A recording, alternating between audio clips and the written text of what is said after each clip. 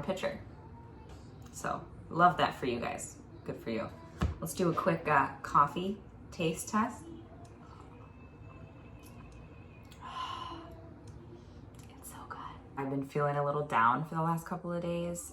So I thought I'd do a reading vlog because those make me happy. And I have a couple really good books that I'm reading right now and some books in the queue that I want to start. And so I don't know how long I'm going to film this. Probably until she feels like she's done. So no, I'm not talking about myself in the third person. I'm giving a pronoun to my vlog, apparently. Right now, I am 20 pages away from finishing my first Nicholas Sparks book. Sorry, that's upside down.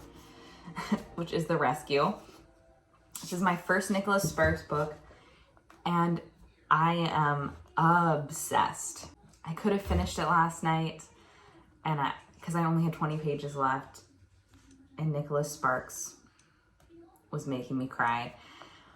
But you know, it was almost 1 a.m, and I figured, you know, I should probably salvage the rest of the night of sleep before me while I still can.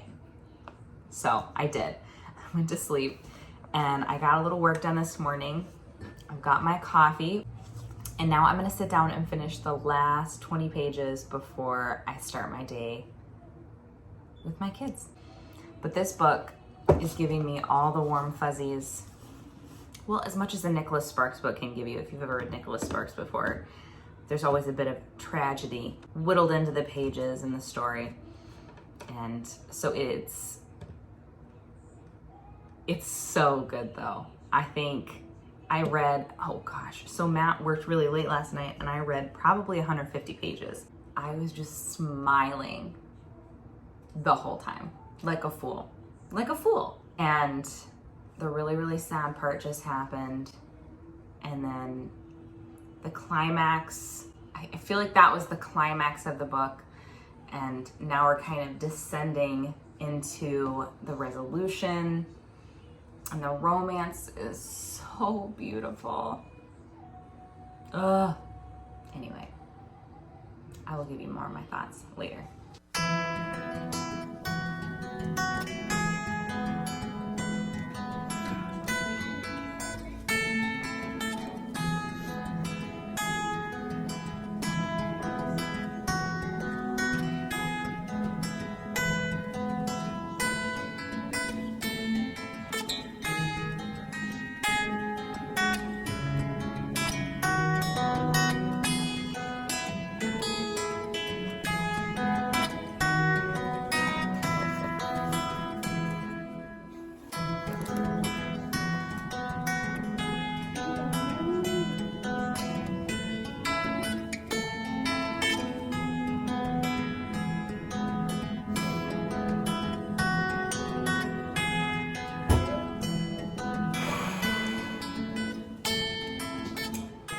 I just finished my first Nicholas Sparks book ever. Never read it before.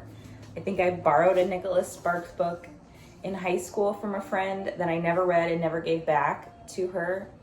Sorry, Kelly, if you're watching this, I'm very sorry, and I will get you a replacement. I may have spoke too soon in April when I said that People We Meet on Vacation is my favorite romance of the year.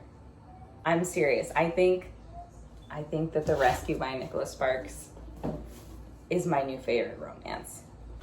What is it about? It is about a single mom, Denise, whose son has learning disabilities, a volunteer fireman and contractor named Taylor, and they meet because she and her son are in a car accident, and he's the one that finds them. Okay, and that's all you need to know. That's really all you need to know, because you know that it's a romance. But it's so much more, and that's what I love about a romance. I don't just want the fluff, right? Even though the fluff is great. I want the deep connection and the meaning behind why they have feelings for each other, why we need companionship, why trust and battling our past demons is so important when it comes to marriage and falling in love. And that's why this book is a blazing 5 out of 5 stars for me. Blazing I think I may have just made a pun on accident, which you wouldn't understand unless you read it. I don't know what I'm going to pick up physically next, but I also am currently listening to Bring Me Back by B.A. Paris. I just finished a thriller by her earlier this month. It's still July. It was good. It was really, really good. So I was interested to read more B.A. Paris, and it's going okay so far. I think I'm about 50% of the way in. Yeah, I think I'm about halfway. So maybe I'll finish it today because I think there's only 3 more hours left, and I do have some earrings to make today. So maybe at nap time, I will read a bit more of that. Otherwise, physically, I don't know what I'm going to pick up yet. So I will just let you know. Okay, editing Hannah here to tell you a little bit more about what Bring Me Back by B.A. Paris is about. Essentially, Bring Me Back by B.A. Paris is about a man whose wife, many, many years ago, vanished into thin air. And later on, he ended up marrying his disappeared wife's sister because they both were so broken up about her disappearance and trying to figure out the mystery. And then later on, after they, are together, they start receiving messages from his former wife, the disappeared wife, and her sister. And so they're trying to unravel the mystery of if she's still alive, what happened to her, why she disappeared, all of the things. I cannot get this stinking headband to look good, so we're working with what we got. It is much later in the day. 2 of my kids are napping. One of them, I just put on a movie for her because I have a lot of laundry to fold and I have a lot of dishes to do, and I also need to make a lot of earrings. So the plan is to turn the audiobook on for a bit that I'm listening to, B.A. Paris's Bring Me Back. Yes, I believe that's what it's called. I only have 3 hours left. I thought I had 3.5, but I only have 3 hours left. So I think that I could finish it maybe during that time, or at least get a chunk of it read. So that's the plan right now, is to fold and listen and fold and do dishes and make earrings.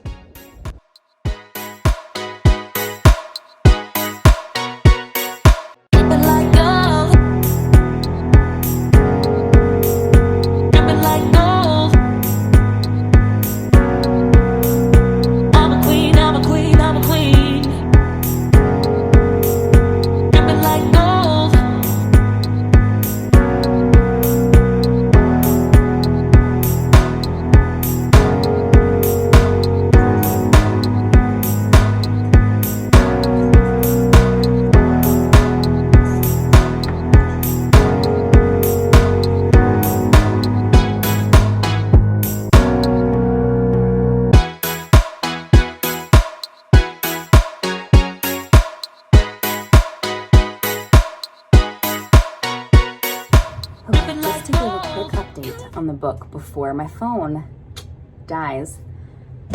I don't even know what I just kicked. I'm really intrigued, and it's building immensely. The suspense is building right now towards the climax, whatever that will be. I'm not super sure yet. I have some theories, but none of them really make sense. The first half read more like a drama than a thriller. There wasn't really anything thrilling about the first half of the book.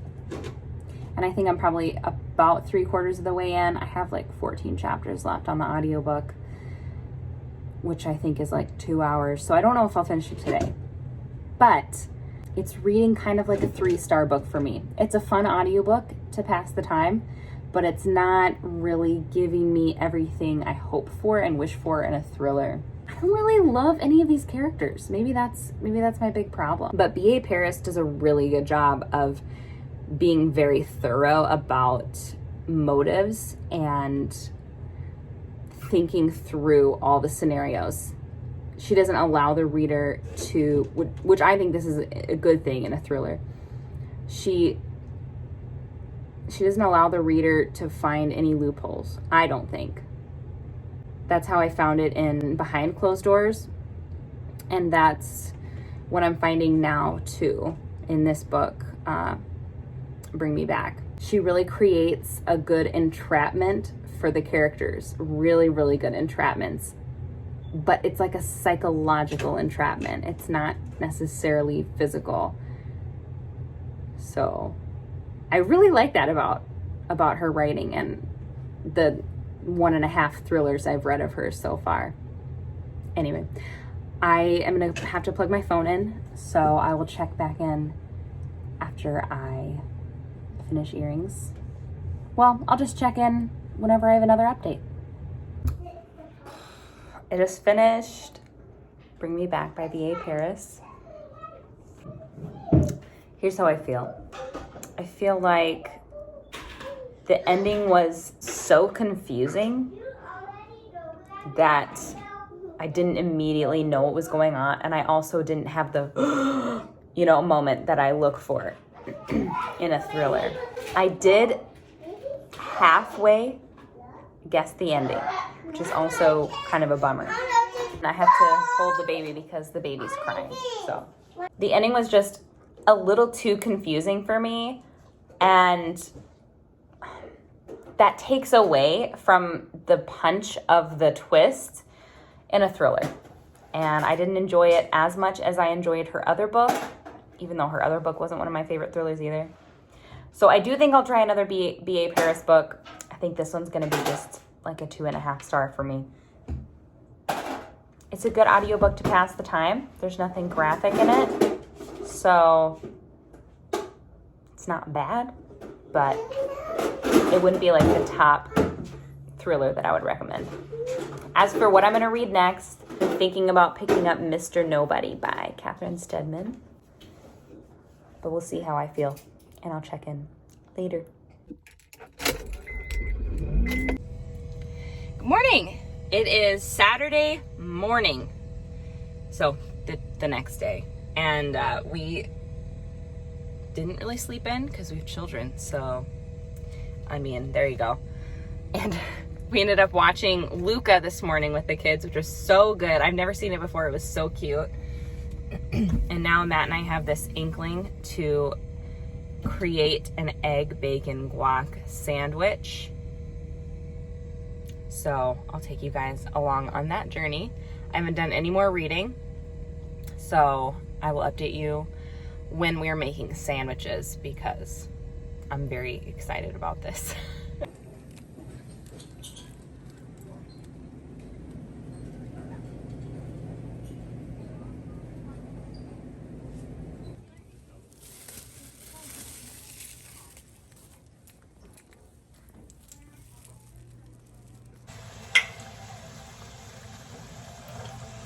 Okay, babe, tell the fine people what we're making.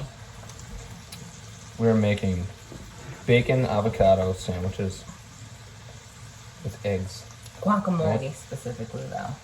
Yes, guacamole. We're making guacamole, bacon, egg sandwiches.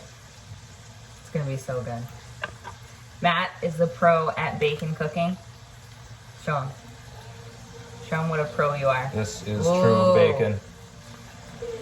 And Come on, sharks. Come on. And I am the expert guac maker. So we're at our stations and we're going to execute mission sandwich. Mission, that's one. Sanchez? What does it mean?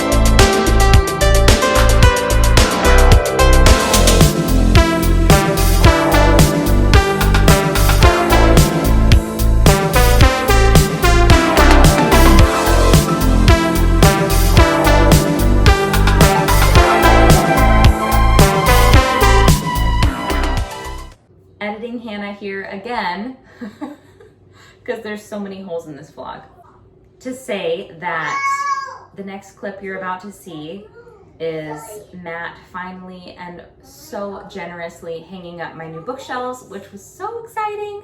This is what I have kind of been dreaming of the backdrop for all of my sit down videos for my booktube channel to look like, and I'm just so excited. So enjoy watching it all come together.